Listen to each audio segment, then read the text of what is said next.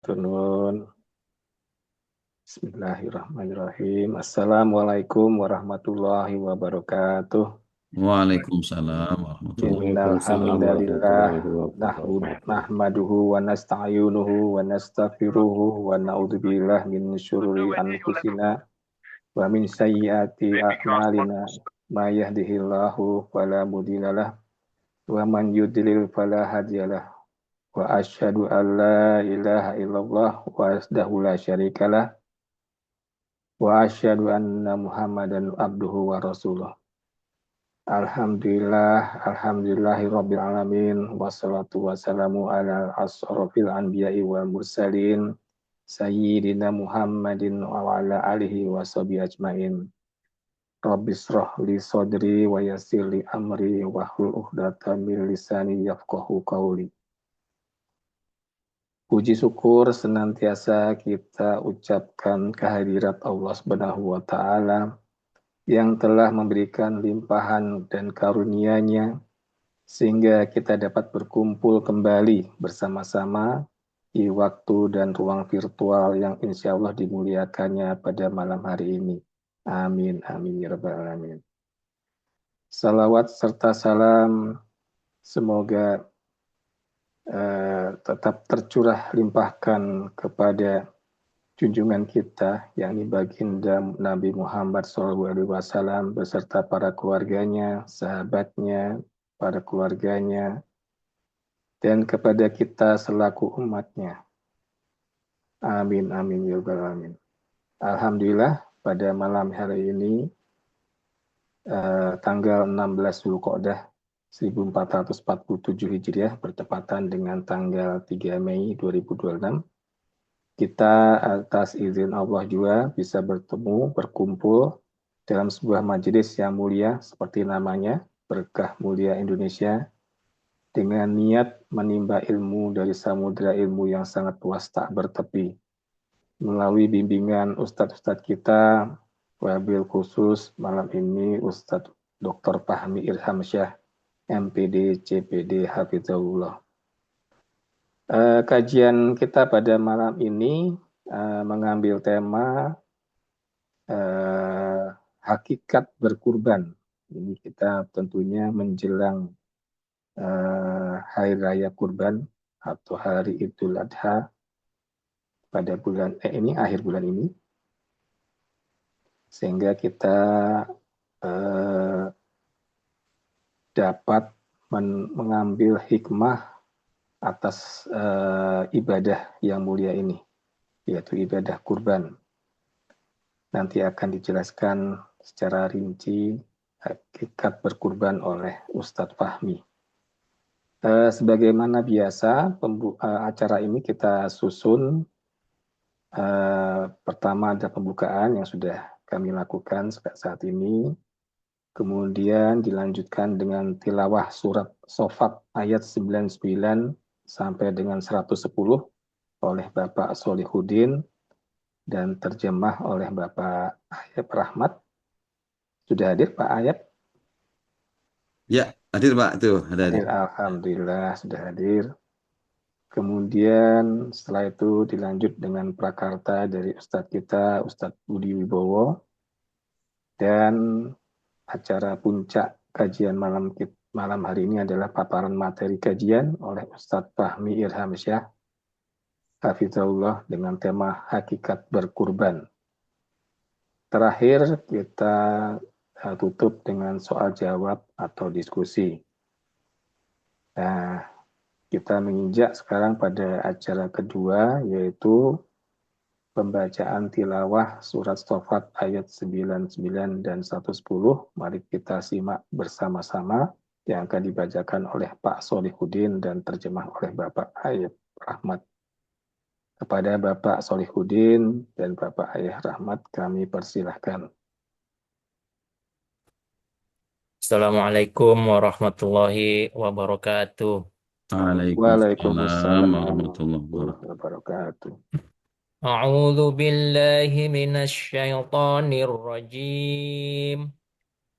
Wa qala inni dzahibun ila rabbi sayahdin. Rabbi habli minas solihin. Fabasharnahu bighulamin halim. Falamma balagha ma'ahu as-sa'ya qala ya bunayya inni ara fil manami anni adbahuka fanzur madza tara. Qala ya abati fa'al ma tu'maru satajiduni insya'allahu minas sabirin. Falamma aslama wa tallahu lil jabin wa nadainahu ayya Ibrahim. Qad saddaqta ru'ya inna kadzalika najzil muhsinin. Inna hadza lahuwal bala'ul mubin. Wa fadainahu bidhikhin azim. Wa tarakna alaihi fil akhirin. Salamun ala Ibrahim. Kadzalika najzil muhsinin. Sadaqallahul azim. Dia Ibrahim berkata, sesungguhnya aku akan pergi menghadap kepada Tuhanku. Dia akan memberiku petunjuk. Ibrahim berdoa, ya Tuhanku, anugerahkanlah kepadaku keturunan yang termasuk orang-orang saleh. Maka kami memberikan kabar gembira kepadanya dengan kelahiran seorang anak Ismail yang sangat santun. Ketika anak itu sampai pada umur, ia sanggup bekerja bersamanya. Ia Ibrahim berkata, wahai anakku, sesungguhnya aku bermimpi bahwa aku menyembelihmu. Pikirkanlah apa pendapatmu. Dia Ismail menjawab, wahai ayahku, lakukanlah apa yang diperintahkan Allah kepadamu. Insya Allah engkau akan mendapatiku termasuk orang-orang sabar. Ketika keduanya telah berserah diri dan dia Ibrahim meletakkan pelipis anaknya di atas gundukan untuk melaksanakan perintah Allah, kami memanggil dia, wahai Ibrahim, sungguh engkau telah membenarkan mimpi itu. Sesungguhnya demikianlah kami memberi balasan kepada orang-orang yang berbuat kebaikan. Sesungguhnya ini benar-benar suatu ujian yang nyata. Kami menebusnya dengan seekor hewan sembelihan yang besar. Kami mengabadikan untuknya pujian pada orang-orang yang datang kemudian. Salam sejahtera atas Ibrahim. Demikianlah kami memberi balasan kepada orang-orang yang berbuat kebaikan. Nah, benar Allah dengan segala firman-Nya. Salam, Pak. Ya, salamnya, Pak. Assalamualaikum warahmatullahi wabarakatuh. Waalaikumsalam warahmatullahi wabarakatuh. Terima kasih kepada Bapak Solihuddin dan Bapak Ayub Rahmat atas pembacaan atau tilawah surat Shofat.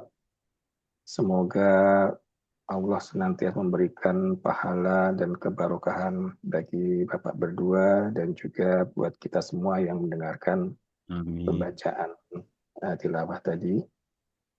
Dan kita menginjak pada acara ketiga, yaitu prakata dari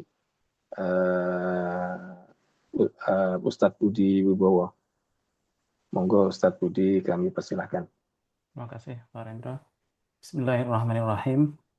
Assalamualaikum warahmatullahi wabarakatuh. Waalaikumsalam warahmatullahi wabarakatuh. Alhamdulillahilladzi bini'matihi tatimmus shalihat. Asyhadu an la ilaha illallah wahdahu la syarika lah wa asyhadu anna Muhammadan abduhu wa rasuluh la nabiyya ba'dah. Allahumma shalli wa sallim wa barik ala sayyidina Muhammad wa ala alihi wa ashabi ajmain. Yang kami hormati Ustadz Dr. Fahmi Irhamsyah, MPD, CPD, Hafizahullah, eh, yang kami hormati Mudir BMI, Ustadz Syam, Hafizahullah, Bapak-bapak pengurus dan para peserta kajian di BMI malam hari ini. Hari ini kita kembali lagi mengkaji sejarah, ya. Kalau pesannya Founding Father Indonesia dulu, jas merah, ya. Jas merah, jangan sekali-sekali melupakan sejarah. Jas merah, hari ini kita belajar sejarah karena banyak sekali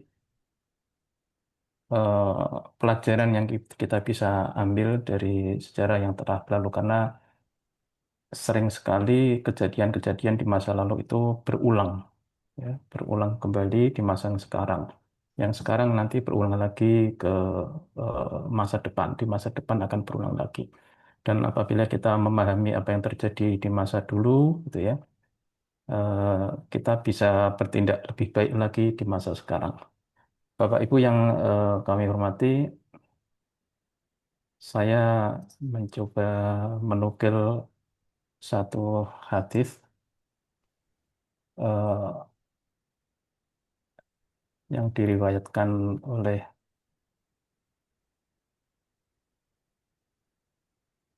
Nasai dan Imam Ahmad kalau nggak salah, ya. Eh, ini perkataan Nabi kepada sahabat Nabi SAW, kepada sahabat Mu'adz bin Jabal radhiyallahu anhum, radhiyallahu anhum anha. Eh, beliau Nabi SAW berkata, "Wahai Mu'adz, demi Allah sesungguhnya aku mencintaimu, sungguh aku mencintaimu." Kemudian beliau berkata begitu sambil memegang tangan sahabat Mu'adz. Kemudian beliau berkata, "Aku memberikanmu nasihat, wahai Mu'adz, janganlah engkau tinggalkan saat di penghujung sholat, di penghujung semua sholat, ya, di akhir sholat atau di akhir sholat sama saja, bacaan doa, Allahumma a'inni ala dzikrika wa syukrika wa husni ibadatik." Ya Allah, tolonglah aku dalam berzikir, bersyukur, dan beribadah yang baik kepadamu. Khusus di kata ibadah ada tambahan wahusni, ya. Yang sebelumnya ada zikir, syukur, kemudian wahusni ibadatik. Artinya di ibadah itu tidak hanya ibadah saja yang kita minta pertolongan dari Allah, tetapi juga ibadah yang baik, ya. Ada juga yang mengartikan, ya Allah, tolonglah aku untuk selalu berzikir, selalu bersyukur, dan beribadah dengan baik kepadamu. Ini bacaan yang mestinya gampang eh, kita ucapkan karena kata-katanya itu kata-kata yang sudah diserap ke dalam bahasa Indonesia, ya. Jadi zikir kita sudah tahu, zikir, syukur juga sudah tahu, ibadah juga sudah tahu. Jadi Allahumma a'inni ala dzikrika wa syukrika wa husni ibadatik. Dibaca ketika kita sudah selesai membaca doa-doa di bacaan tahiyat sebelum salam, ya. Nah, kalau kelupaan ya sesudah salam dibaca, ya. Tidak tidak kemudian kalau sudah terlanjur salam tidak boleh membaca, tapi boleh membaca. Tapi di akhir salat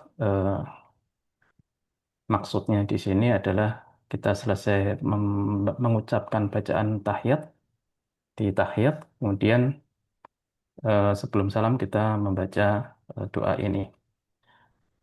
Bapak-bapak dan ibu-ibu insya Allah sudah tahu. Nah, kalau belum tahu nanti dicari saja karena ini gampang sekali doanya dan gampang diingat, gampang diucapkan.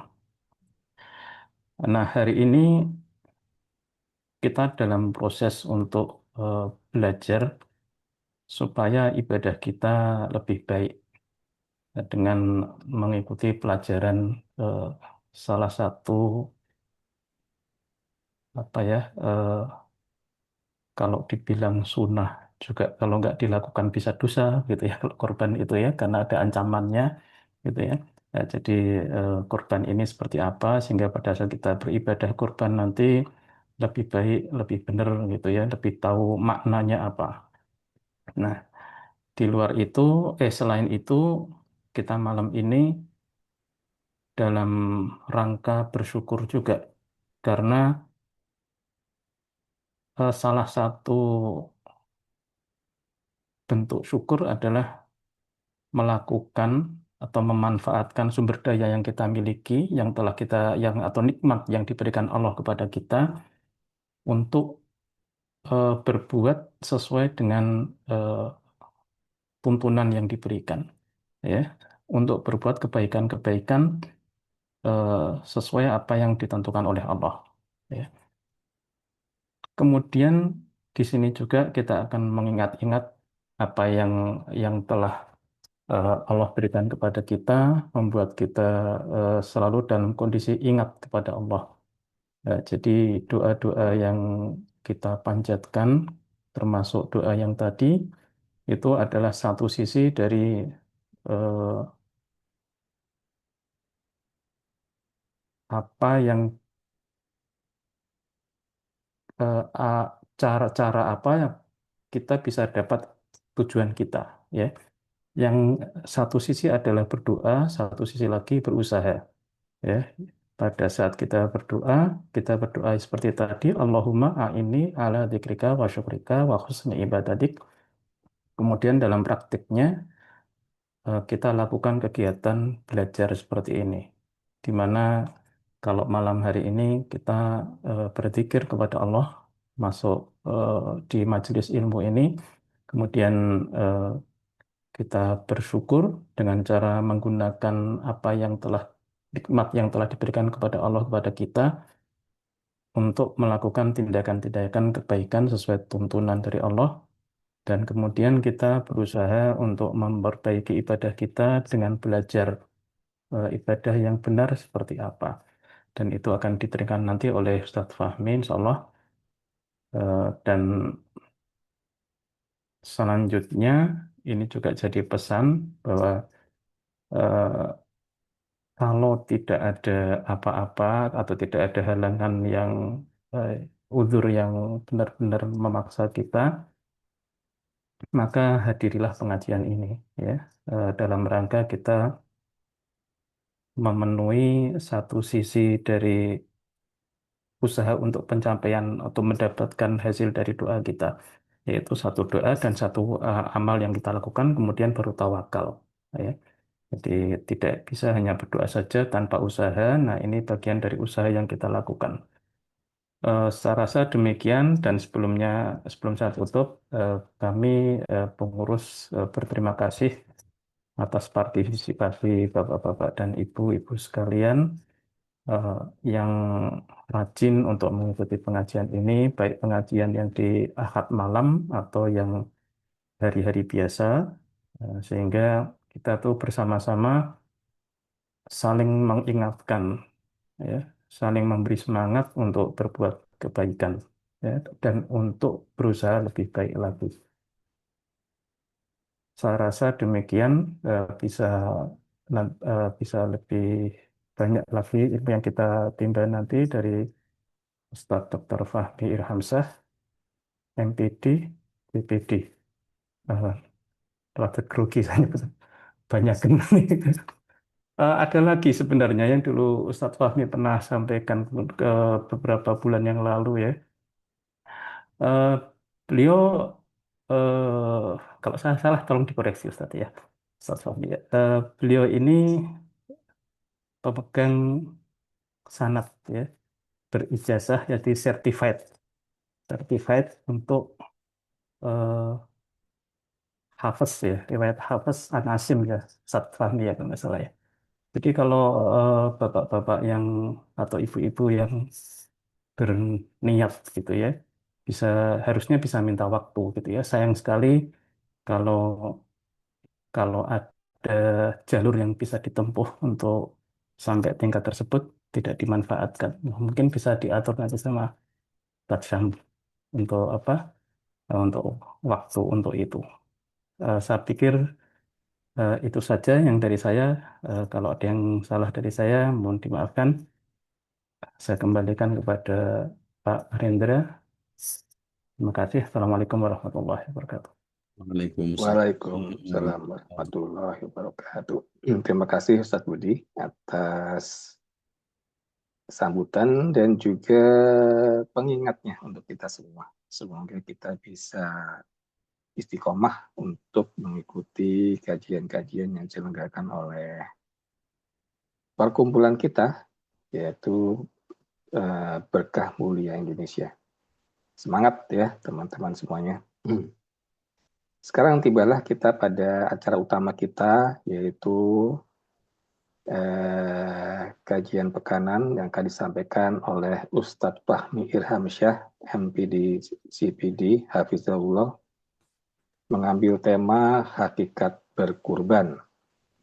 Nah, kita juga siapkan pertanyaan-pertanyaan nanti mungkin seputar ibadah kurban yang biasanya mungkin kita ada keraguan atau ada yang belum jelas, mungkin juga hal-hal lain, sehingga nanti ketika saat kita berkurban, kita sudah mantap, gitu ya. Ini Ustaz Sam, kita ada anggota kita yang ikut haji tahun ini. Apa? Belum ada ya Ustaz? Belum ada Kenapa? kabar ya? Belum Yang ada ikut kabar. haji, belum ada. Belum ada kabar. Tahun ini belum ada ya? Oke. Belum ada teman-teman kita. Baik, untuk bersingkat waktu kepada Ustadz Fahmi, kami persilakan. Tafadhol Ustadz. Bismillahirrahmanirrahim. Saya izin share screen ya.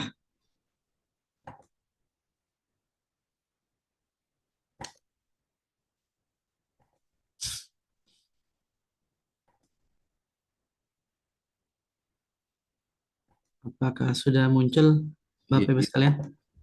Ya, udah. Sudah Ustadz, jelas. Baik. Bismillahirrahmanirrahim. Assalamualaikum warahmatullahi wabarakatuh. Waalaikumsalam warahmatullahi Waalaikumsalam warahmatullahi wabarakatuh. Innal hamdalillah nahmaduhu wa nasta'inuhu wa nastaghfiruh wa na'udzu billahi min syururi anfusina wa sayyiati a'malina. May yahdihillahu fala mudilla lahu wa may yudlil fala hadiyalah. Asyhadu an la ilaha illallah wahdahu la syarika lah wa asyhadu anna Muhammadan abduhu wa rasuluh la nabiyya ba'dah. Wa qala Allah ta'ala inna a'tainakal kautsar fasholli li rabbika wanhar inna syani'aka huwal abtar.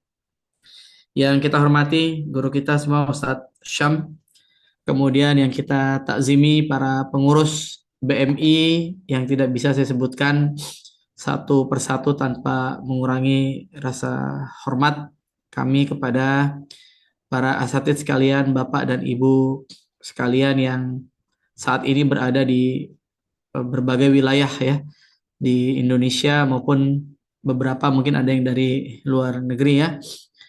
Tadi saya menyimak yang disampaikan Pak Budi Wibowo, kemudian MC kita yang luar biasa. Mudah-mudahan ada pelajaran-pelajaran yang bisa kita ambil pada malam hari ini. Ritual yang hakikatnya terus berulang ya, terus berulang. Namun ini mudah-mudahan mengingatkan kembali tentang hakikat kurban ya. Tema kita pada malam ini hari ini tentang hakikat kurban ya, mengambil ibrah dari perjuangan Nabi Ibrahim dan Nabi Ismail alaihissalam. Pertama saya ingin sampaikan memang ada catatan ya, ikhtilaf di kalangan para ulama tentang siapa yang dikurbankan ya. Ini slide-nya nggak berubah.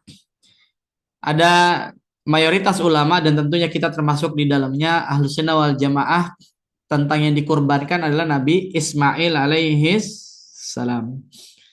Namun memang ada sebagian ulama yang kecil, namun ada, biar kita ilmiah ya, kita harus menginformasikan. Ada sebagian kecil yang menyatakan yang dikurbankan adalah Nabi Ishak alaihi wassalam. Bagaimana mensikapi perbedaan ini? Saya bilang bahwa santai aja. Karena baik Nabi Ismail ataupun Nabi Ishak, keduanya tidak jadi disembelih ya Bapak Ibu sekalian. Yang jadi disembelih adalah apa? Domba ya, biri-biri kibas. Jadi nggak usah pada berantem ya. Cuman kita meyakini bahwa yang disembelih adalah Nabi Ismail alaihissalam berdasarkan riwayat, karena memang yang di sekitar Ka'bah itu adalah Nabi Ismail, dan di dekat Ka'bah juga kita tahu ada tempat yang namanya Jabal Kurban ya, Jabal Kurban yang menjadi penanda peristiwa yang akan kita bahas pada hari ini. Dan mufasir juga menyebutkan misalnya doa Nabi Ibrahim ya, wa iz yarfa'u Ibrahimul qawaida minal baiti wa Ismailu. Di situ dijelaskan. Dan ingatlah ketika Nabiullah Ibrahim ya, wa iz yarfa'u meninggikan Ka'bah, wa iz yarfa'u Ibrahimul qawaida minal baiti, kemudian berdiri ya di dekat Baitullah itu, dekat Ka'bah itu, wa Ismailu bersama dengan Ismail disebutkan di situ.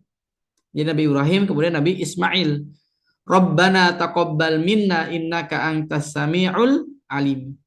Ya, kemudian Rabbana waj'alna muslimaini laka wa min dzurriyyatina ummatan muslimatan lak wa arina manasikana wa tub alaina innaka antat tawwabur rahim.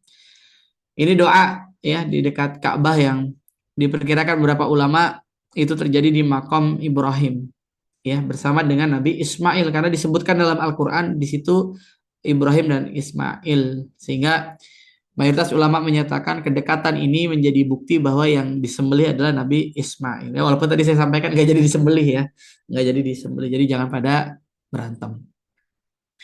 Ada 3 istilah Pak, kurban, kurban dengan kaf, tadi kof ya, kurban, kurban, atau korban. Yang mana yang benar Pak? Hah? Yang mana yang benar?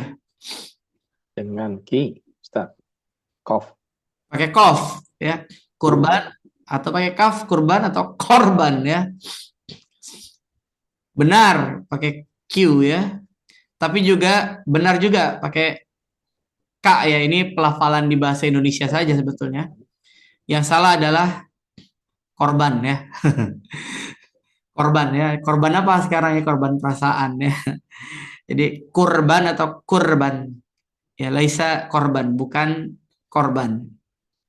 Diambil dari surat Al-Maidah ayat 27. Watlu alaihim naba'a ibnai Adam bil haqqi iz qarraba qurbanan fatukubbila min ahadihima wa lam yutakabbal minal akhar. Ceritakanlah pada mereka kisah kedua putra Adam menurut yang sebenarnya ketika keduanya memberikan persembahan. Salah seorang dari mereka berdua diterima dan yang lain tidak diterima. Yang diterima adalah kurbannya Habil, yang tidak diterima adalah kurbannya Qabil. Ya. Jadi ini asal kata kurbanan. Yang lebih tepat memang pakai qaf ya. Tapi mungkin di translasi bahasa Indonesia itu juga apa namanya? Benar juga ya, kurban ya, bukan korban. Nah, hadirin masyarakat muslimin yang dimiliki Allah Subhanahu wa taala, kita bisa perhatikan di sini bahwa ada riwayat ya. Ini kisah tentang Habil dan Qabil. Jadi pada saat itu kita tahu Allah memerintahkan Nabiullah Adam agar menawinkan Qabil dengan saudara perempuan kembar Habil. Namanya adalah Labudda. Yang menurut Qabil tidak cantik. Mengawinkan Habil dengan saudara perempuan kembar Qabil yang bernama Iklima yang cantik rupa. Kenapa? Karena pada waktu itu disilang ya, sebab belum ada orang lain ya, belum ada orang lain. Sebentar ya, ada tamu sebentar ya, maaf.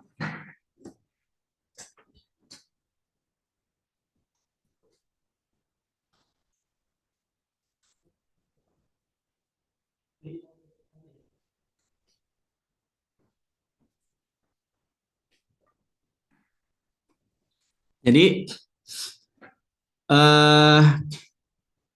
dikawinkan silang ya. Kemudian pada saat itu Nabi Adam dilarang Allah mengawinkan perempuan pada saudara laki-lakinya yang kembar, namun Qabil menolak hal ini sementara Habil menerima ya. Jadi ada penyakit pertama di muka bumi, ada penyakit pertama di surga. Penyakit itu namanya adalah hasad ya. Dosa pertama di surga adalah dosa hasad. Ketika Allah menyampaikan wa idz qulna lil malaikati isjudu li adama fasajadu illa iblis aba wastakbar. Ketika Allah menyampaikan ya kepada para malaikat, sujudlah kalian ya, fasajadu kepada Nabi Adam alaihissalam, maka semua sujud. Illa iblis, kecuali iblis aba wastakbar. Dia enggan bersujud karena ada rasa kiber ya, sombong. Demikian juga di bumi. Dosa pertama di bumi juga dosa hasad ya. Karena Qabil menolak hal ini. Ya, karena apa? Qabil merasa dia yang harusnya lebih berhak ya untuk menikah dengan Iklima. Ya, karena Qabil adalah saudara kembarnya Iklima. Saudara kembarnya Iklima. Ini hal yang membuat rasa hasad pada diri Qabil kepada Habil ya. Mudah-mudahan Allah lindungi kita dari sifat hasad ya. Qabil ingin menikah dengan saudara perempuan kembarnya sendiri yang cantik rupa, maka Nabi Adam menyuruh kedua anaknya untuk berkurban. Siapa yang diterima kurbannya itu yang menjadi suami bagi saudara perempuan kembar Qabil yang cantik. Jadi Nabi Adam alaihissalam menyerahkan kepada keduanya. Beliau tidak menyalahkan salah satu atau keduanya, tapi kemudian ya sudah, kalian berkurban saja. Kan gitu riwayatnya. Kemudian anak Nabi Adam alaihissalam itu berkurban. Habil adalah peternak kambing dan ia berkurban dengan kambing kibas warna putih, ya, matanya bundar dan bertanduk mulus. Berkurban dengan jiwa yang bersih. Jadi pada waktu itu Habil menyerahkan kurbannya berupa kibas. Ya, jadi memang kurban pertama di muka bumi yakni kurbannya Habil itu dengan biri-biri kibas ya, dengan kambing yang putih, bundar, tanduknya mulus. Jadi yang kibas yang terbaik gitu ya. Sementara Qabil ada tukang bercocok tanam, ia berkurban dengan makanan yang jelek, niatnya pun tidak baik ya, maka yang diterima kurbannya adalah kurbannya Habil. Kurbannya Qabil tidak diterima. Ini berdasarkan riwayat nih Bapak Ibu sekalian, bisa baca lebih detail dalam kitab Al-Bidayah wan Nihayah ya. Kebetulan tadi habis maghrib saya ada pengajian ini, Al-Bidayah wan Nihayah karangan Al-Hafiz Ibnu Katsir. Itu menarik sekali kisah ini ya. Ini beliau ceritakan dengan cukup gamblang dalam kitab tersebut. Kitab apa Pak? Al-Bidayah wan Nihayah. Ada yang punya nggak bukunya di rumah Pak? Hah? Kalau yang belum punya nanti masukkan ke keranjang kuning atau hijau ya Pak ya. Check outnya nanti terserah kapan. Maka itu salah satu buku yang cukup bagus untuk belajar sejarah ya pada masa Nabi Adam sampai masa Rasulullah SAW. Kurban-kurban itu diletakkan di sebuah gunung dan tanda terimanya kurban ialah dengan datangnya api dari langit lalu membakarnya, dan ternyata yang api menyambar kambing kibasnya Habil. Sebagai tanda diterima kurban yang melihat hal demikian, Qabil marah dan membunuh saudaranya akibat dari rasa hasad. Ini ya tadi saya sampaikan, hasad adalah maksiat pertama di surga. Hasad iblis pada Adam. Hasad juga merupakan maksiat pertama di dunia, yaitu hasad Qabil kepada Habil. Ya, hasidin idza hasad. Mudah-mudahan Allah jaga kita dari sifat hasad. Maka ya, kurban itu salah satu sarana mengikis hasad dan juga bakhil. Gitu Pak. Jadi babnya kurban ini, makasih ya. Babnya kurban ini adalah tentang mengikis hasad dan juga sifat bakhil. Jadi kalau kita ingin mengikis hasad dan bakhil, salah satu sarananya adalah dengan berkurban, ya, karena itu yang dilakukan Nabi Adam alaihissalam untuk mendudukkan perkara saking iri dua orang bersaudara ini, yakni Habil dan Qabil. Pada masa Nabi Idris juga demikian, ditetapkan hari raya pada waktu tertentu serta berkurban. Di antaranya saat terbenam matahari ke ufuk dan saat melihat hilal.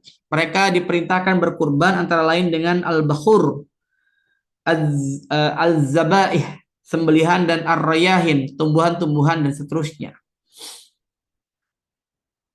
Ya, ini beberapa riwayat. Di zaman Nabi Nuh sudah terjadi banjir. Nabi Nuh membuat tempat yang sengaja dan tertentu untuk meletakkan kurban. Jadi ternyata para anbiya diajarkan oleh Allah Subhanahu wa taala untuk mengajarkan umatnya berkurban. Makanya kita lihat ya. Kalau mu'alaf itu adalah mustahik. Tapi orang makin beriman justru diperintahkan banyak berkurban. Baik itu kurban dalam definisi yang kita sedang bahas, ataupun mengeluarkan harta dalam bentuk zakat, infak, wakaf, sedekah, dan seterusnya.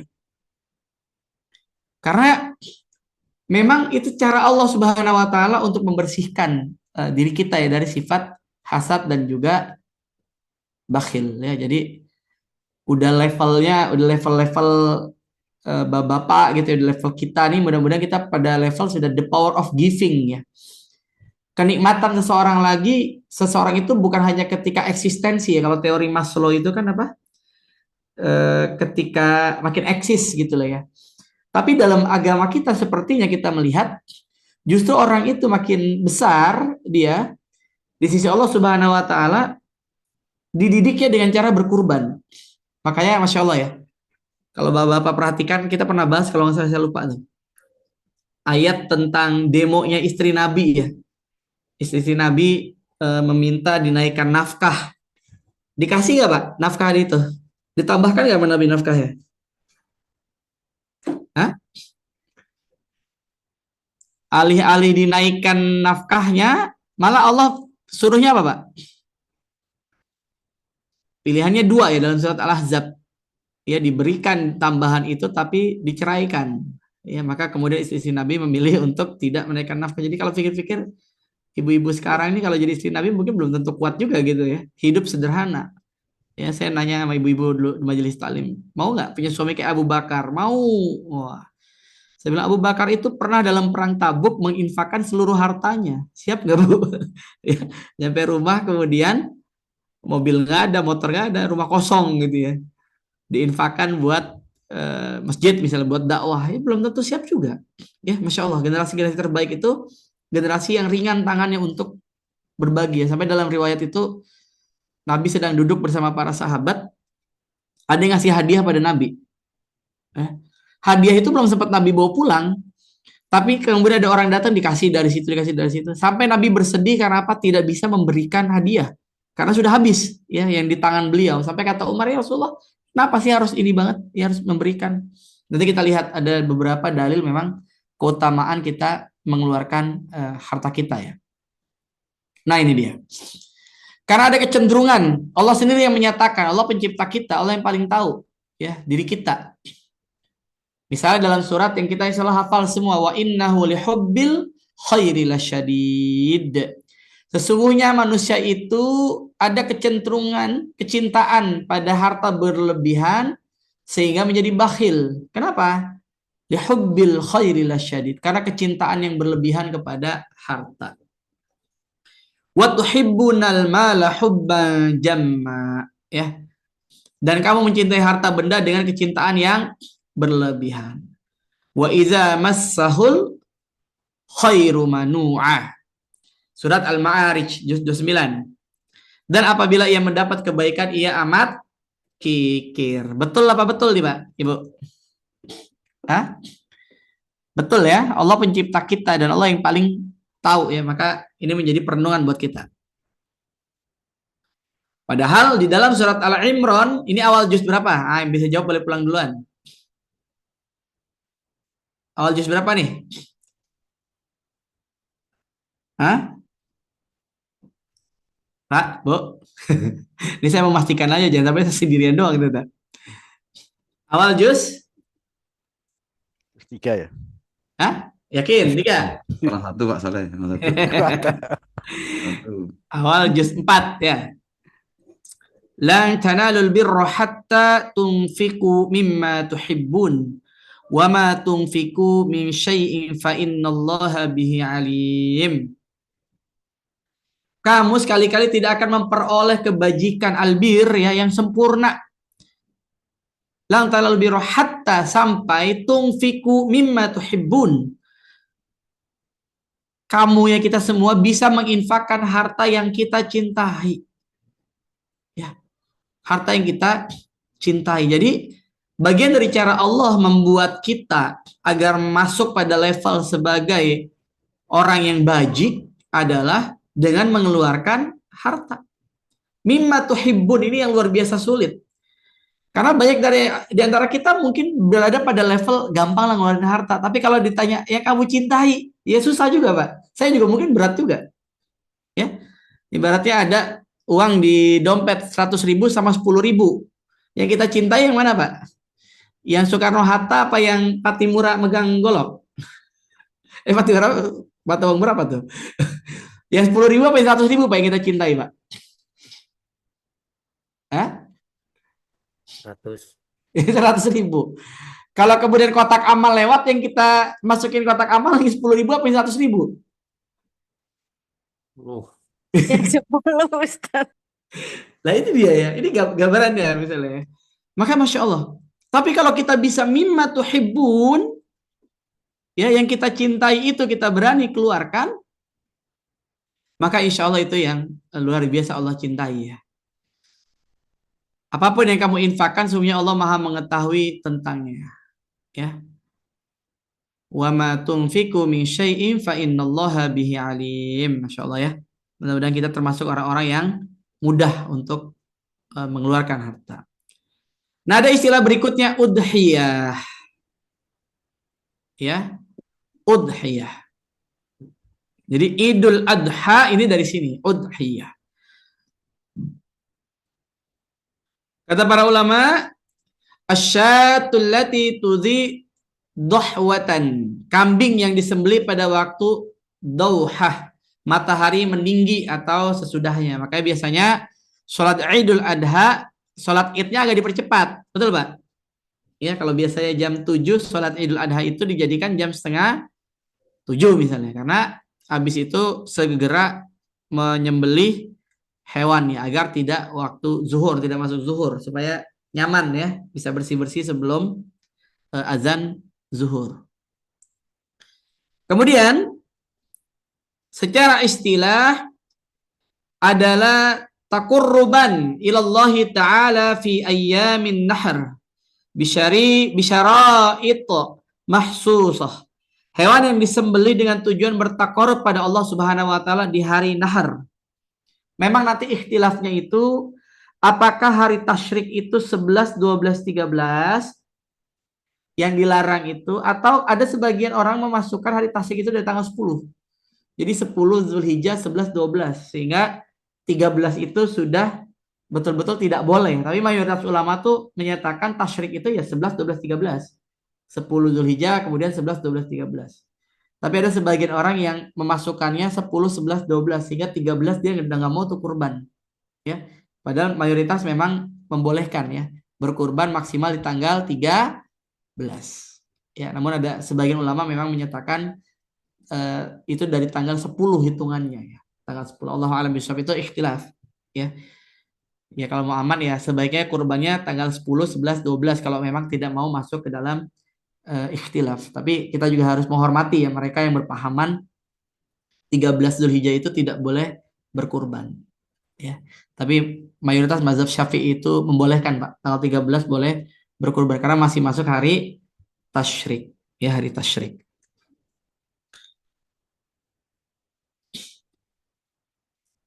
Kemudian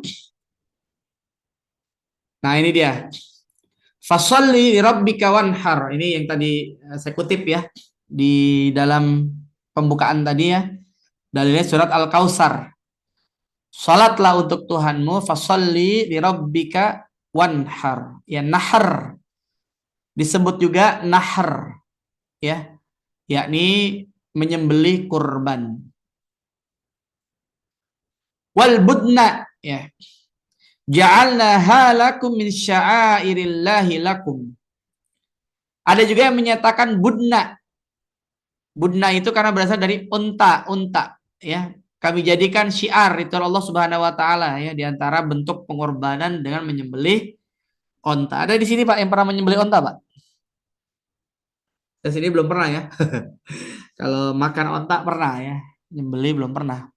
Katanya itu sambil diri kalau unta itu ya, tidak ditidurin Pak, dia diri syuk gitu. Katanya demikian ya. Saya belum pernah menyembelih langsung ya, secara langsung. Qul inna salati wa nusuki ya. Katakanlah sesungguhnya salatku wa nusuki, sembelihanku, wa mahyaya wa mamati lillahi rabbil alamin. Hidup dan matiku hanyalah untuk Allah Rabb semesta alam. Jadi istilah dalam Al-Qur'an ini ada ilmunya nih. Saya kemarin habis ujian mata kuliah ini, Pak. Al-wujuh wan nadhair. Al-wujuh wan nadhair. Ya, ada mata kuliah di bidang ulumul Quran itu al-wujuh wan nadhair. Ada ayat-ayat yang kata-katanya ini berbeda tapi merujuk pada makna yang sama ya. Nahar, budna, nusuk. Ini secara tidak langsung menjelaskan tentang apa? Konsep kurban ya, konsep kurban. Ini namanya al-wujuh wan nadhair ya. Ada kata-kata yang punya makna yang mirip. Kemudian dalam hadis juga dikatakan Nabi itu pernah menyembelih ya. Nah, ini pelajarannya apa, Pak? Anak laki-laki kita itu perlu dibiasakan dekat dengan kambing ya. Kita tahu Nabi SAW ketika kecilnya adalah pengembala kambing. Sampai ada ulama yang membahas dalam konsep tarbiyah itu salah satunya adalah mendidik anak dekat dengan hewan, khususnya dengan kambing. Dituliskan di buku Sirah itu diceritakan begini. Dengan Nabi ya mengembala kambing sejak kecil, beliau sedang diajarkan oleh Allah Subhanahu wa taala menjadi pemimpin ya Pak ya. Jadi leadership, ada pelajaran leadership ketika mengembala kambing. Kenapa? Karena kalau orang bisa mengembala kambing, ya waktu kecilnya dia akan mudah memimpin manusia ya. Karena kambing itu ya tidak bisa kita pahami ya, apa namanya, suaranya kalau kita nggak deket. Tapi kalau orang udah paham mungkin dia bisa ngerti tuh, embe lapar, embe haus gitu ya, embe apa lagi, embe ngantuk kali ya. Kalau orang yang udah dekat mungkin dia paham tuh, dia paham. Kalau kita kan kalau nggak ngerti ya kita sama-sama aja, jadi orang mau apa ya. Begitu juga dalam kehidupan kita ya, kadang-kadang memimpin kehidupan manusia juga demikian ya. Kita harus bisa milah-milih sikap orang, sehingga tadi ulama tadi menyatakan Nabi sedang belajar leadership. Jadi ini pelajaran Pak, kalau mau ada pelajaran leadership pada anak-anak, salah satunya ajarin apa Pak? Dekat dengan kambing ya.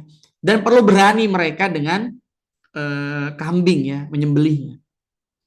Termasuk dengan kuda ya. Saya punya kawan ustadz yang di pesantrennya melihara kuda.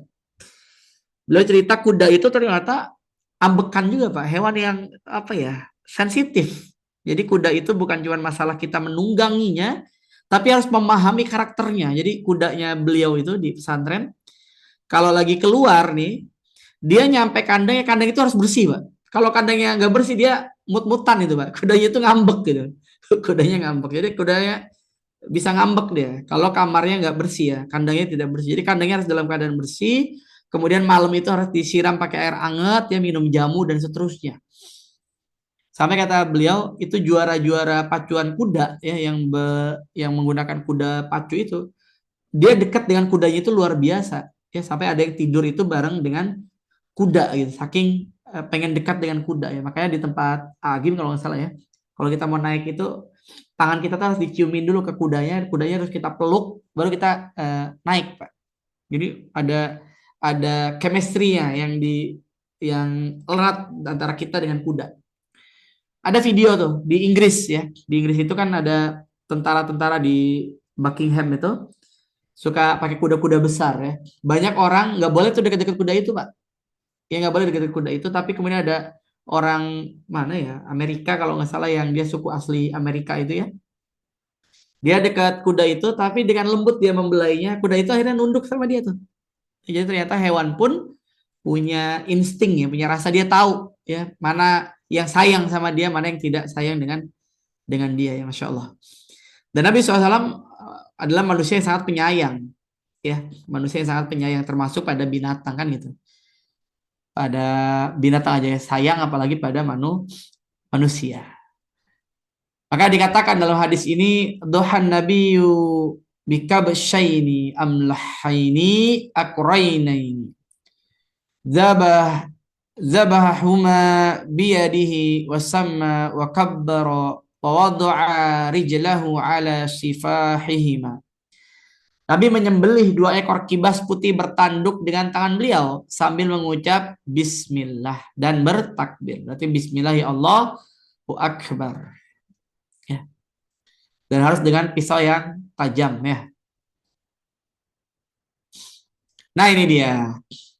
Man kana lahu sa'atun wa lam yudahi fala yaqrabanna musallana. Ini agak kencang ya. Siapa yang memiliki mangkana lahu sa'atun, kelapangan sa'ah ya, dari sisi harta, walam yudahi, tapi dia tidak berkurban, fala yaqrabanna musallana, maka janganlah mendekati sholat kami. Hati-hati Pak ya, ini luar biasa nih, mudah-mudahan jadi cambuk buat kita ya, kita berikhtiar untuk berkurban. Dan ijma menyatakan seluruh umat Islam sepanjang masa sepakat disyariatkannya kurban. Bahkan tadi di awal kita lihat bukan hanya syariat Islam ya Pak ya, dari zaman Nabi Adam pun ada syariat kurban ya, walaupun bentuk dan tata caranya berbeda. Apa definisi mampu? Definisi mampu yang pertama, kalau dia memiliki kemampuan membeli seekor kambing, itu sudah dikategorikan mampu tanpa mengurangi hak atau keperluan dapurnya. Ya nggak boleh juga kemudian karena berkurban akhirnya anak nggak bisa bayar SPP misalnya, karena dia berkurban akhirnya ada masalah di dapurnya gitu ya. Tapi kalau dia mampu ya membeli seekor kambing tanpa tadi ya meninggalkan problem berikutnya, maka menurut jumhur dia sudah kategori mampu. Ini menurut 3 mazhab, Maliki, Syafi'i, dan juga Hambali. Sedangkan dalam mazhab Hanafi disebut mampu kalau dia minimal punya uang lebih 20 dinar. Coba dihitung deh Pak, 1 dinar berapa Pak? 1 dinar berapa? Coba kita lihat. 1 dinar hari ini berapa?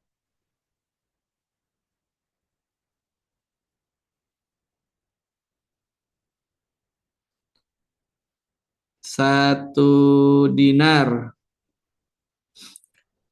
sekitar 4,25 gram. 1 gram sekarang berapa? Taruhlah let's say 2 juta. Berarti 8 jutaan ya. Kalau ada uang, kita 8 jutaan sudah masih kategori mampu. Dan kurban sekarang beraneka ragam ya. Di Al-Ikhlas berapa Ustaz Syam di sini? Turunan sampai 3,9 Ustaz. 3,9 ya, 3,9. Ya, sekarang udah banyak pilihan 3,9, bahkan ada yang di daerah-daerah itu di Afrika tuh saya lihat ada 1,2 gitu ya.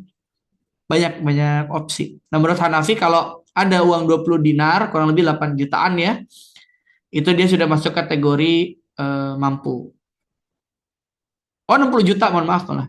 Kalau dihitung 3 kali 3 juta ya, misalnya 1 dinarnya itu emasnya berarti 60 juta ya. Nah, itu kan macam-macam. Ada yang dari Saudi, ada dari ini. Iya betul, Kuwait ya. Beda-beda betul.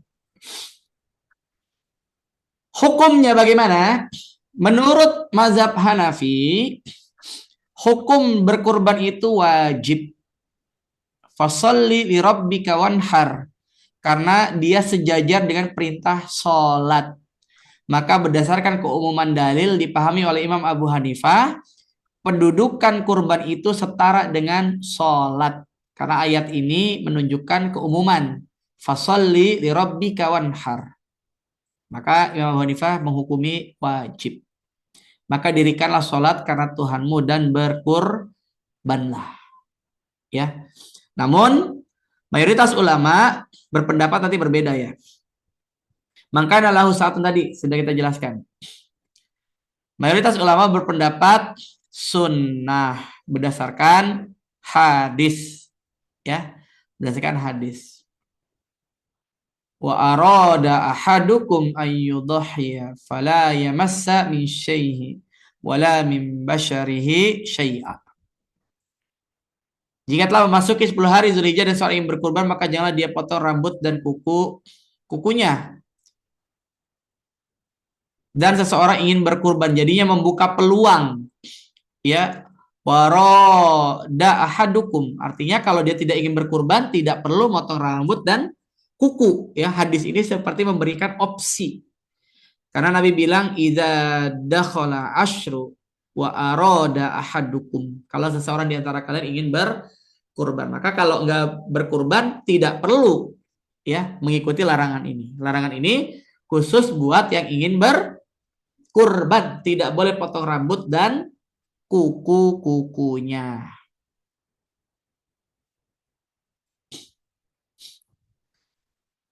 Abu Bakar dan Umar tidak setiap tahun menyembelih kurban dengan alasan agar orang-orang tidak mengira perbuatan itu wajib. Namun ini terjadi tafsiran di kalangan para ulama karena pada waktu itu beliau ini kapasitas sahabat, ya.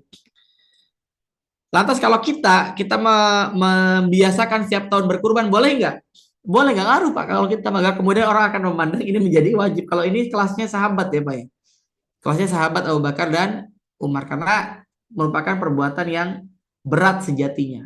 Maka dari sini kita lihat perilaku dari Abu Bakar dan Umar menunjukkan bahwa ini adalah sunnah.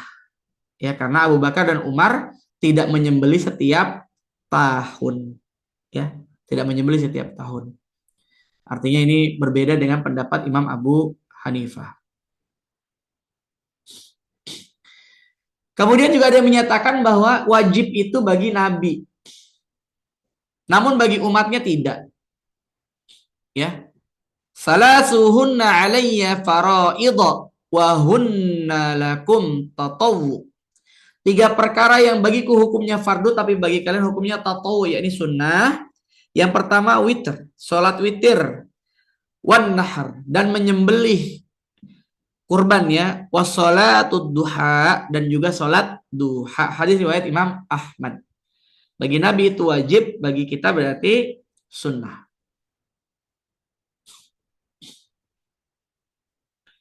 Jadi di mazhab Hanafi ada yang menyatakan sunnah. Siapa murid-muridnya Imam Abu Hanifah?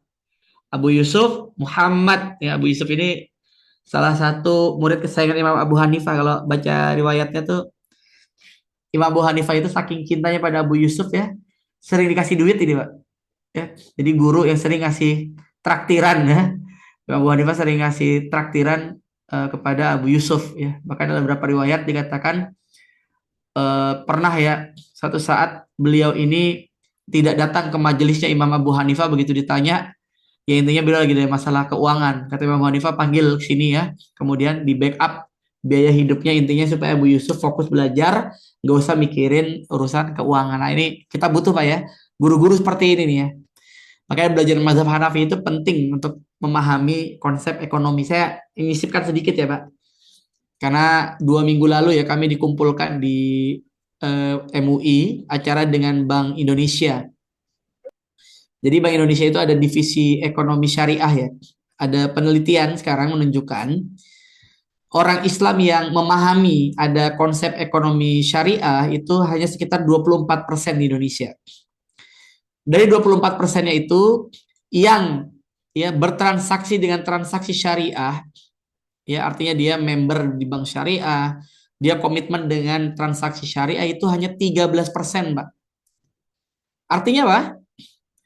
Artinya banyak orang Indonesia belum, ya, belum menggunakan ekonomi syariah sebagai salah satu prinsip. Nah, salah satu pelajaran penting dalam mazhab Hanafi itu adalah mereka sangat progresif dalam ekonomi syariah, dalam muamalah maliyah, ya.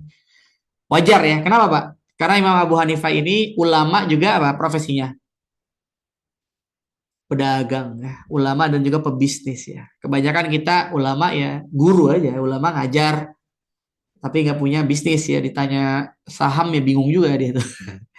Ditanya bisnis yang lagi hype bingung juga ya, gagap kita dalam urusan itu. Makanya kajian muamalah maliyah kita agak kurang karena kita referensi kita masih terbatas ya. Kayak kemarin dipesankan agar kita mensiarkan ya, ini saya menjalankan amanah dari Bank Indonesia ya. Mudah-mudahan kita bisa istiqomah, salah satunya mewujudkan ya kelak ke depan mengganti 9 naga gitu ya. Kita targetnya itu, Pak. Kalau hari ini ada 9 naga ya, mudah-mudahan ke depan ada 9 haji, 9 santri gitu Pak ya, kan bangga juga kita. Betul, Pak? Kalau yang kayak umat Islam ya kembali kepada umat Islam seperti ini nih. Bagaimana Abu Yusuf di backup oleh Imam Abu Hanifah, ini tercatat dalam beberapa riwayat, Pak. Masya Allah. Imam Maliki sunnah ain, ya artinya muakkad, yang diupayakan. Kemudian begitu juga Imam Syafi'i, ya paling enggak ada 2 pendapat. Yang pertama, minimal sekali seumur hidup kita harus berkurban, ya perlu diupayakan, diikhtiarkan. Sedangkan ada lagi pendapat dalam mazhab Syafi'i, minimal tiap rumah tiap tahun ya, 1 rumah paling enggak ada 1 kali, walaupun tidak semua orang berkurban ya, kan ada 1 rumah itu sekian orang, bahkan di Jakarta banyak 1 rumah sekian kepala keluarga gitu ya, sekian keluarga berkumpul dalam 1 rumah, paling enggak sekali aja tiap tahun itu orang-orang bergantian di rumah tersebut. Hikmahnya tadi kita sudah jelaskan, syukur ya atas nikmat yang Allah berikan. Eksistensi, ini penting, syiar Islam. Ya. Tidak semua orang seperti Bapak Ibu. Ya, Bapak Ibu mungkin hampir setiap hari makan daging ya. Hampir setiap hari ketemunya ikan ya, yang di Hong Kong ya.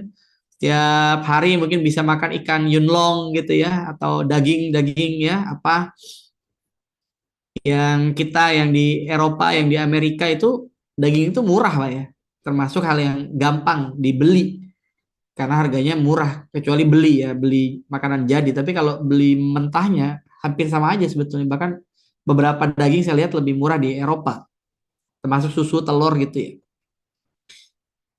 Tapi ada orang-orang yang betul-betul makan daging belum tentu ya, belum tentu dia makan daging. Maka setahun sekali itulah dia makan daging. Maka ada aspek lain Pak, selain mensyukuri nikmat, ini bagian dari eksistensi kita. Ya, minimal setahun sekali dia bisa makan daging gitu ya Pak ya. Yang kedua, bentuk ampunan dari Allah Subhanahu Wa Taala. Ya, karena kita mungkin pernah berbuat dosa, kita ingin minta ampunan dari Allah dengan berkurban gitu ya. Atau khilaf karena kita pernah meninggalkan kewajiban kita dulu. Karena diantara dalil ya bahwa cara menutupi akibat dari kita mungkin dulu ya, masa jahiliyah kita ya, sebagian kita mungkin ada yang pernah meninggalkan sholat wajib kali gitu ya. Ada yang pernah meninggalkan sholat wajib yang nggak tahu berapa lama dan nggak kehitung.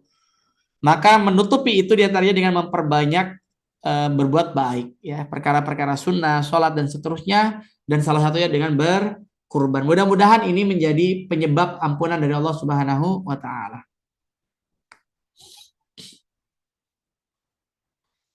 Kenapa? Berdasarkan hadis riwayat dari Imam Hakim, Nabi pernah berwasiat kepada Fatimah, ya Fatimah, qaumi ila udhika, datangilah sembelihanmu dan saksikanlah wasyahadiha. Kenapa? Kata Nabi SAW, fa'innahu, sesungguhnya dengan tetesan darah yang pertama dosamu telah lalu diampuni. Ya, ini pelajaran ya. Kalau bisa kita menyembelih sendiri, Pak. Bapak kalau kurban nyembelih sendiri apa minta tolong sembelihin orang, Pak? Hah? Kalau bisa menyembelih sendiri itu lebih afdol. Ya, kalau berani. Bismillah. Kalaupun tidak, paling tidak menyaksikan, ya. Kalau nggak menyaksikan, tidak juga menyembelih sendiri, boleh nggak? Boleh ya. boleh. Tapi saya sering bilang ke DKM itu, saya bilang kalau bisa dikasih tahu ya kapan mulai pemotongan, kemudian nomor berapa, ini siapa aja misalnya kalau sapi gitu ya.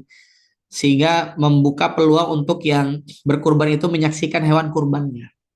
Ya karena itu diantara tradisi para salafus soleh. Mereka paling tidak ya orang-orang yang berkurban itu tahu kita menjadi orang yang amanah lah. Ini loh ya 3,9 juta yang diberikan ke masjid ya, amanah Bapak Ibu sekalian, kita sudah belikan ini hewannya gitu. Paling tidak demikian.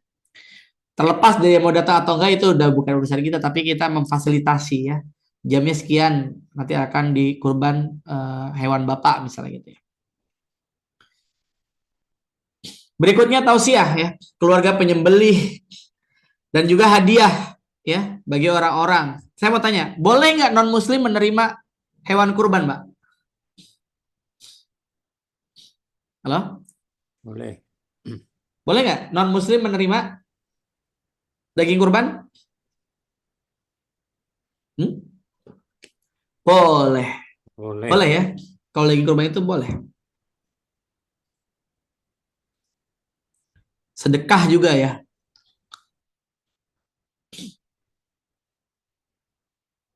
Kedudukan dalam ta'abudi, dalam ibadah, ini adalah ibadah badaniyah dan juga harta maliyah. Dan ini sudah ditentukan Allah, waktunya ditentukan Allah, hewannya sudah ditentukan oleh syariat. Jadi pilihannya sapi, kerbau, onta gitu ya, atau kambing, domba, biri-biri gitu ya. Kalau ayam bisa nggak? Nggak bisa. Ya makanya kita menolak. Ada orang liberal ini kisah nyata Pak ya. Saya ketemu langsung soalnya. Tapi beliau kayaknya udah berubah ya. Udah lebih lurus lah. Cuman saya ingat sekali tahun-tahun 2007-2008 beliau bilang gini. Entah konteksnya bercanda atau enggak, tapi saya masih merekam dalam memori saya kalimat beliau gini. Pemilihan kambing itu kata beliau ya. Karena ada konteks geografis, orang Arab itu ya dingin, maka gurun ya, siang itu panas, malam itu dingin, maka makan daging onta, daging kambing itu bagian dari menghangatkan tubuh, sehingga itu masuk kategori budaya kata beliau. Nah, saya karena saya orang Surabaya, saya ketika akikah itu pecel lele saya. Beliau bilang gitu. Saya bilang gimana? Nggak mungkin. Yang nggak ta'abudi itu nggak di karang-karang, ikut aja Pak. Ya. Jadi jangan karena kemudian misalnya kita tidak mampu membeli kambing, akhirnya kita berijtihad ya kurban dengan apa? Dengan ayam ya, kurban dengan perasaan misalnya, kurban dengan pecel lele, nggak bisa. Itu sudah ada syariat ya, ta'abudi, nggak usah main-main urusan ta'abudi. Mirip dengan dulu kalau salah di Al-Ikhlas di mana saya ada yang nanya, Ustadz kalau orang sakaratul maut kita kemudian bilangnya Allah saja, tidak la ilaha illallah, gimana Ustaz? Saya bilang kalau dari hadisnya kan la ilaha illallah dakhalal jannah, maka ikutin aja la ilaha illallah. Ya tidak perlu membuat karangan-karangan pada dalil yang sudah jelas. Dalam urusan ibadah ada kaidah al-aslu fil ibadah al-haram. Dasarnya ibadah itu haram kecuali ada dalil yang memerintahkan. Jadi ibadah itu tidak boleh kita karang-karang buat sendiri ya. Kalau sudah ada ketentuannya ikutilah semaksimal mungkin gitu Pak ya. Ikuti semaksimal mungkin. Adapun ikhtilaf di kalangan ulama ya kita menghargai ya. Kita menghargai, tapi jangan ngarang sendiri ya. Ganti kambing akikah dengan pecel lele. Boleh nggak? Tidak boleh ya, tidak boleh. Nggak tahu tuh orangnya udah tobat belum, mudah-mudahan sih udah nggak lagi lah. Atau mudah-mudahan konteksnya bercanda. Dan memang ada hal yang tidak masuk akal dalam ta'abudi bisa jadi. Ya kenapa misalnya harus kambing? Kenapa harus onta dengan berbagai syaratnya? Bukankah kita yang negeri maritim lebih banyak ikan misalnya? Gimana kalau kurbannya ikan tapi setara dengan nominal 3,9 juta? Ya nominalnya sama. Tapi supaya masyarakatnya pintar dan juga apa namanya masyarakatnya jadi gampang menerima, gimana kalau ikan? Karena nggak semua orang suka kambing misalnya, nggak bisa ya, karena ini sudah ketentuan Ya, tidak bisa diakal-akalin. Nah, termasuk ini saya jadi ingat. Ini kemungkinan terjadi nih tahun ini, Pak. Tahun ini kemungkinan terjadi pada jemaah haji perbedaan di dalam dam. Perbedaan dalam dam. Karena Majelis Tarjih Muhammadiyah sudah mengeluarkan fatwa dari Majelis Tarjih itu membolehkan bayar damnya itu di Indonesia. Ya. Salah satunya pertimbangan ekonomi memang. Ya.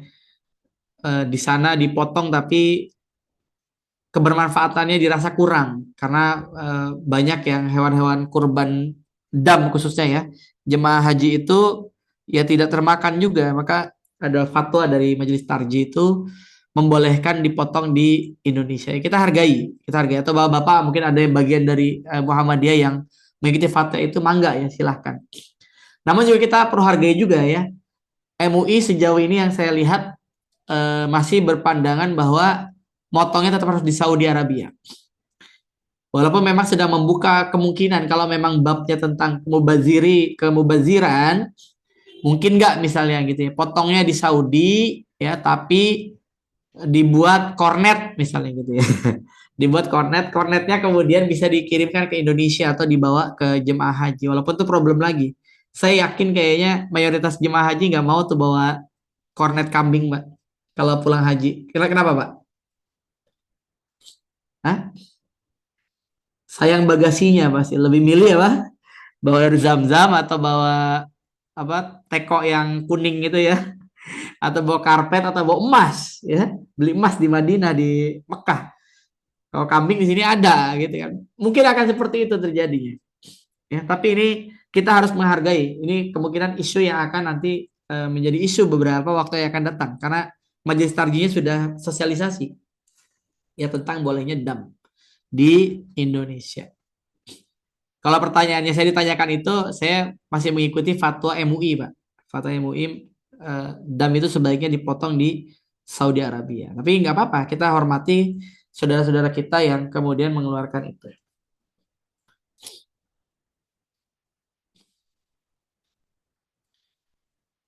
Ya ditentukan waktunya ya. 10, 11, 12, 13. Walaupun tadi saya bilang Pak ya, ada ulama yang menyatakan 10, 11, 12 ya. Dianggap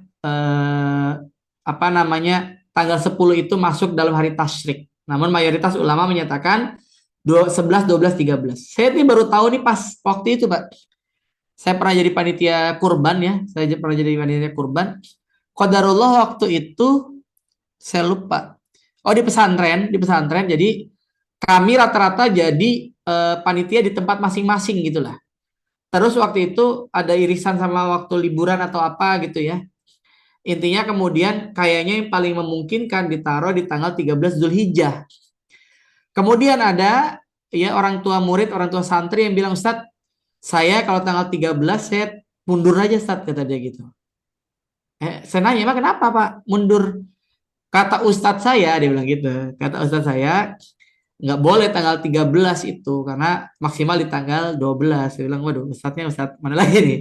Tapi ya kita hargai, akhirnya kita putuskan ya sudah kalau yang mau dicabut karena memang qadarullah waktu itu tidak bisa di tanggal 12. Kita tetap di tanggal 13. Tapi ternyata ada Pak ya, ada yang demikian yang berpendapat. Saya juga akhirnya nyari referensi, memang ada walaupun minoritas ya, minoritas sekali. Mayoritas ulama membolehkan 10, 11, 12, 13. Ini debatable-nya di sini Pak ya. Ada yang menyatakan 4 hari, ada yang menyatakan 3 hari. Allahu a'lam bishawab. Hewannya kambing, sapi, unta, kerbau boleh nggak? Pak? Boleh ya, masuk ke sapi tadi. Hah? Masuk ke sapi. Boleh ya, kategori sapi ya. Mungkin harus diteliti tuh, keluarga sapi kali ya. Di dalam biologi kan ada gitu ya, koloni keluarga. Karena terjadi di Kudus ya Pak ya. Di Kudus itu, saya nggak tahu ada orang Kudus nggak di sini, Bapak Ibu sekalian? Ada itu, Ustaz Budi. Ada ya? Ustaz Budi. Benar nggak? Di Kudus masih tidak menyembelih sapi, benar nggak? Kalau Muhammadiyah sudah nyembelih sapi, Ustaz. Oh, Muhammadiyah sudah menyembelih sapi ya? Iya, kalau kebanyakan yang lainnya masih kerbau. Masih kerbau ya, karena Iya. kalau nggak salah wasiat dari Sunan Kudus gitu ya, kalau nggak salah. Iya, iya. Ya, jadi ini bukan karena kerbau nggak boleh kerbau ya. Jadi ini apa namanya? Tetap kerbau ada di sini ya. Kambing, sapi, kerbau atau unta.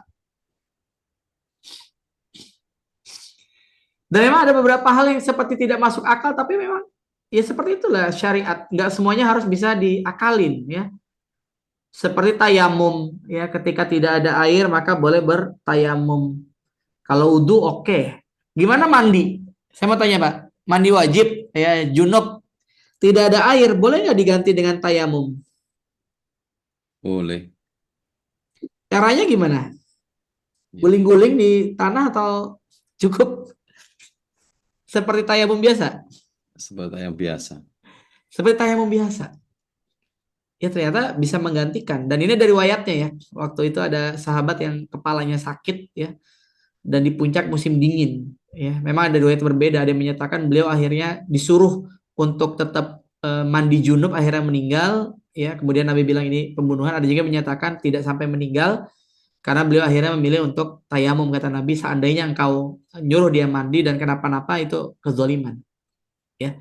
Jadi tayamum. Mengusap khuf ya. Kalau kita sudah dalam keadaan wudhu, kemudian pakai sepatu ya, pakai kaos kaki, pakai sepatu, kemudian batal wudhunya. Sedangkan kita ada di luar negeri misalnya ya. Kadang-kadang di luar negeri itu kalau kita di negeri minoritas nggak ada tempat wudhu. Sedangkan di wastafel tuh kadang-kadang suka ada tulisan tuh nggak boleh dipakai wudhu misalnya, atau si cleaning service-nya agak galak tuh. Jadi cuman bisa sampai telinga aja. Begitu kaki, kita nggak bisa tuh naikin kaki ke atas itu. Apa yang diusap? Bagian mana Pak sepatu yang diusap? Atas atau bawah? Bagian atas. Bagian atas. Padahal yang kena najis, yang kena kotoran yang mana? Bagian bawah. Bagian bawah. Nah inilah ya. Tapi ini karena ketentuannya demikian ya sudah, ikuti saja. Lontar jumroh, cium hajar aswad ya. Kata Umar, seandainya saya tidak melihat Nabi melakukannya, saya nggak akan melakukannya karena kamu cuma batu. Tapi karena Nabi melakukan itu, Umar juga melakukan mencium hajar aswad. Namun ada hikmah ya. Enggak Ya. sedikit lagi. Oh siap. Saya percepat deh. Bagaimana hukum berkurban untuk mayit? Ada pendapat yang pertama makruh. Karena takkan ria atau pamer dan karena tidak ada dalil. Ini menurut Al-Qurashi. Kemudian ada juga yang menyatakan boleh berkurban untuk mayit sebagaimana kebolehan berhaji dan bersedekah untuk mayit. Pendapat itu Taimiyah dalam Majmu' Fatawa. Ya. Namun yang lebih utama memang untuk yang masih hidup ya. Karena tadi mengikis bakhil, ya mengikis bakhil. Tapi kalau yang hidup juga sudah berkurban mah enggak.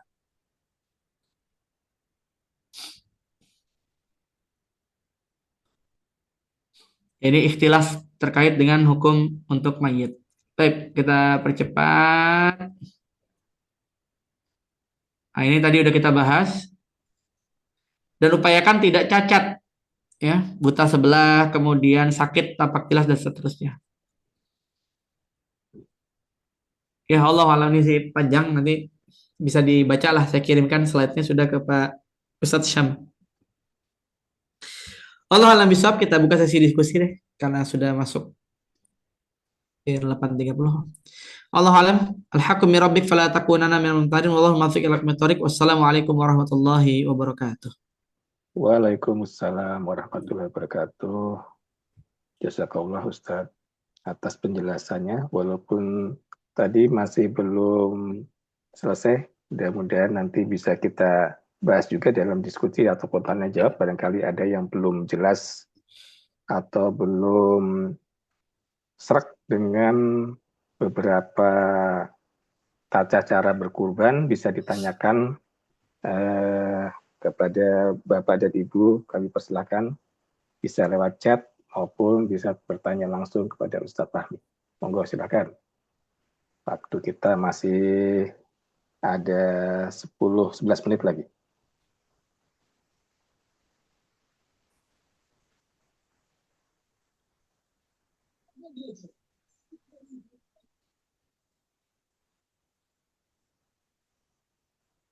Silakan, ada yang bertanya? Baik Pak, Assalamualaikum warahmatullahi wabarakatuh Pak Ustadz. Waalaikumsalam. Waalaikumsalam warahmatullahi wabarakatuh. Mohon izin Pak untuk bertanya. Tadi sepintas sudah disampaikan sebenarnya. Ada yang ketika penyembelihan kurban mengucap takbir gitu ya. Ini Bismillahirrahmanirrahim. bukan Pak, maksud saya apa ketika kita peserta itu menyaksikan Pak. Oh, Jadi menyaksikan. ketika peserta kurban itu menyaksikan, biasanya begitu pas penyembelihan itu kan banyak yang hadir gitu ya. Itu langsung pada takbir gitu Pak, bareng-bareng gitu. Itu gimana Pak hukumnya Pak? Terima kasih Pak. Takbir itu yang Allahu Akbar itu ya. Iya, betul, betul. Iya, iya, iya.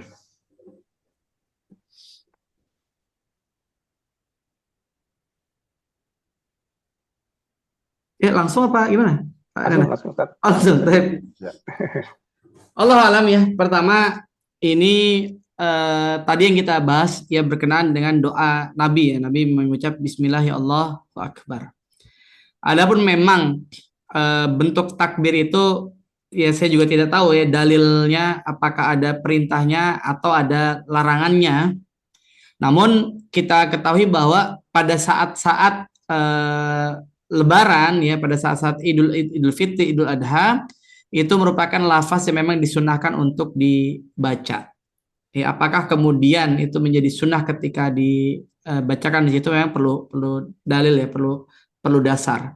Tapi memang sepertinya tidak ada larangan juga ya, tidak ada larangan yang spesifik bahwa melarang itu ketika misalnya dikumandangkan ketika mengorbankan ya. Allahu alam. Jadi memang harus perlu dicari lagi dalilnya. Jadi sejauh ini saya juga belum bisa menjawab tentang boleh atau tidaknya ya.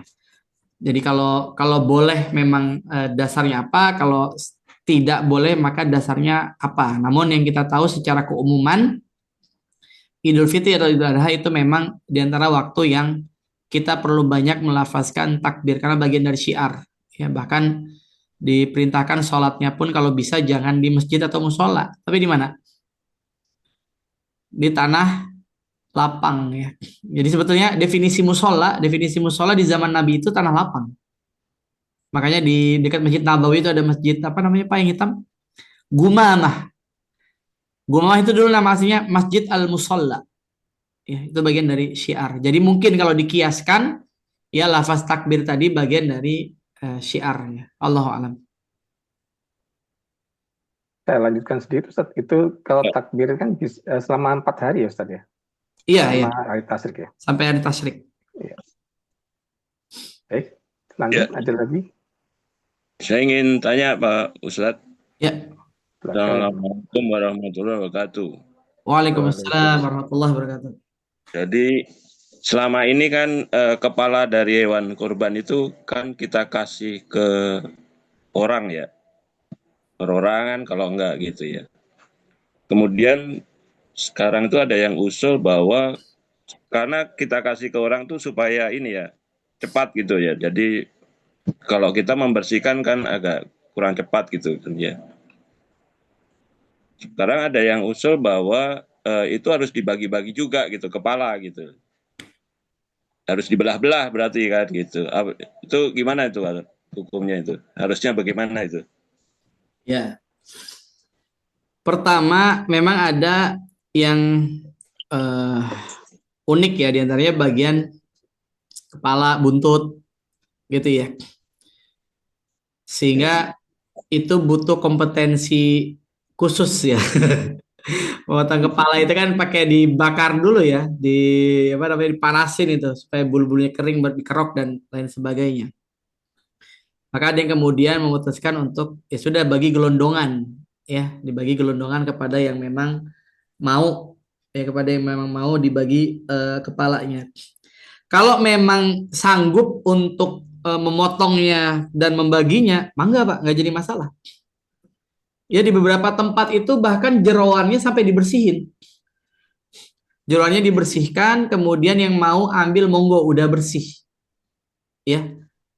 Yang mau ngambil maka silahkan. Namun di beberapa tempat ya yang saya amati lah ya, karena saya suka keliling juga kalau ngisi sholat Id itu, ada yang ya sudah nggak sanggup dia dibiarkan kotor gitu, yang mau silakan ambil tapi bersihin sendiri gitu ya. Karena apa namanya, orangnya dikit kali ya, alatnya juga terbatas. Karena banyak udah kecapean kalau udah urusan tulang belulang itu kan. Kalau masih daging-dagingan masih ada, kan sudah tulang belulang ini kadang-kadang yang bikin cepat letih. Jadi pertanyaannya, gimana kalau kemudian mau dibagikan? Kalau sanggup mah enggak, Pak? Enggak jadi masalah.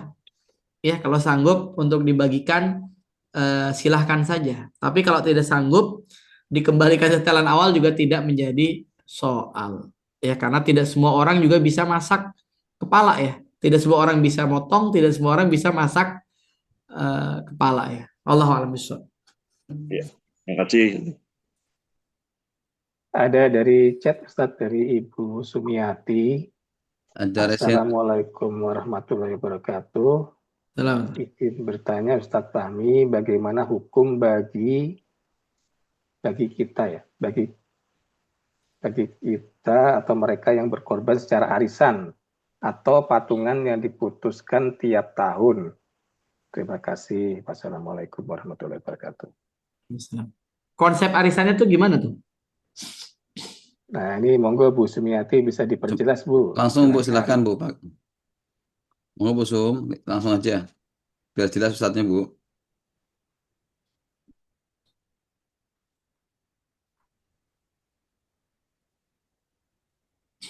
Bu Sumiati silakan Bu, langsung saja. Dibuka mic-nya Bu. Silakan mic-nya dibuka Bu Sumiati AR, monggo. Satu kambing bagi beberapa orang. Beberapa orang.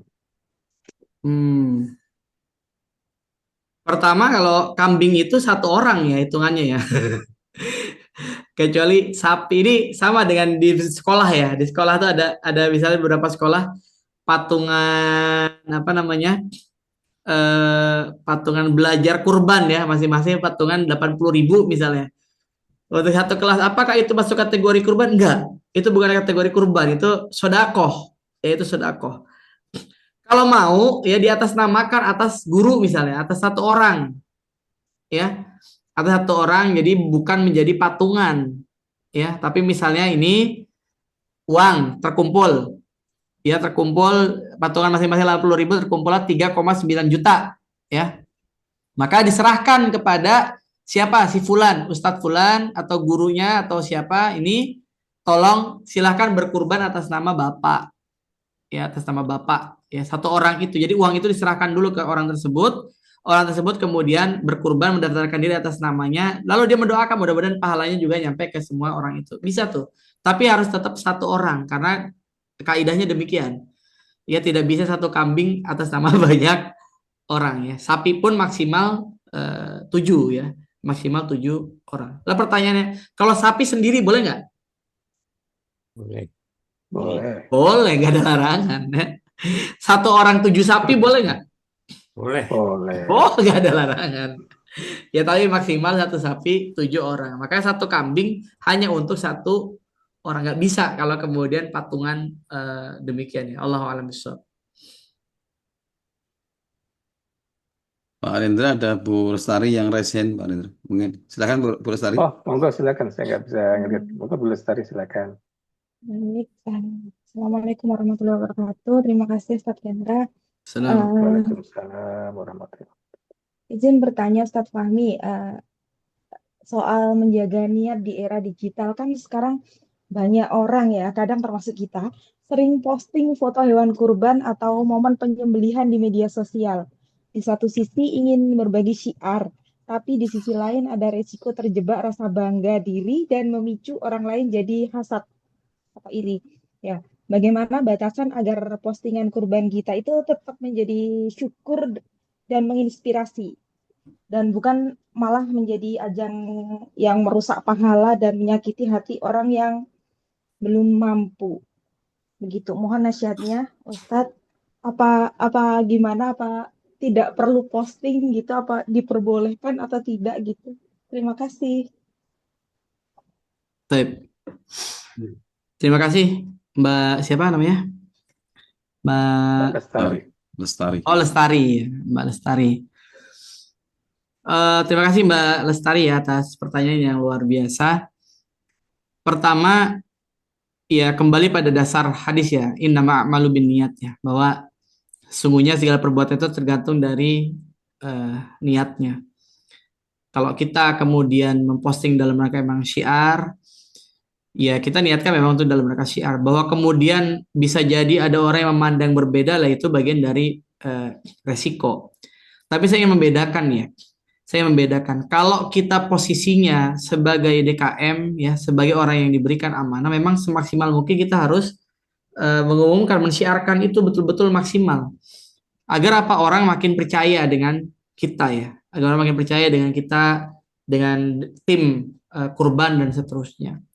Bagaimana kalau ini adalah kurban pribadi ya, kita niatnya untuk syiar dan seterusnya. Sudah kita niatkan memang untuk syiar ya, bahwa alhamdulillah kita bisa mensyukuri nikmat Allah dengan kurban sapi misalnya, dengan ini mudah-mudahan bisa memotivasi yang lain. Kalaupun kemudian orang menganggap kita sama dan seterusnya, yaitu kalau kita nggak merasa ya nggak usah digubris ya, biarkan saja, Justru kalau kita ya ada gangguan dalam hati kita kemudian tersindir, malah jadi berubah niat kita, itu yang jadi problem di kitanya. Jadi menurut saya ya go ahead aja ya, tidak perlu memikirkan yang lainnya kalau memang itu bagian dari syiar kita agar memotivasi orang.